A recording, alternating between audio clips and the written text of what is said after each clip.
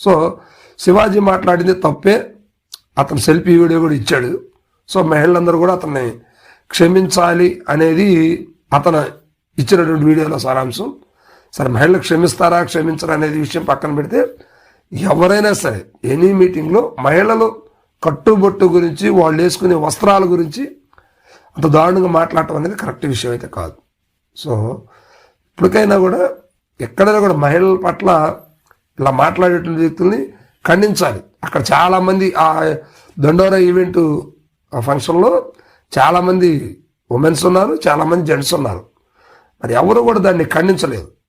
Social మీడియాలో అది బయటకు వచ్చి వైరల్ అయిన తర్వాత అక్కడ దాని మీద రాష్ట్రంలో మహిళలు తిరుగుబాటు అనేది ప్రారంభించారు.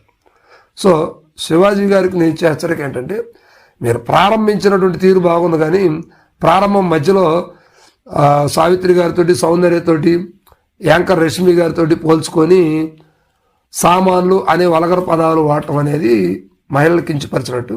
సో ఇలాంటి కామెంట్స్ ఇంకెప్పుడు చేయవద్దు. ఇలాంటి చేస్తే ఖచ్చితంగా తెలుగు రాష్ట్రాల మహిళల చేతిలో ఖచ్చితంగా దెబ్బలు పడతాయి. Thank you.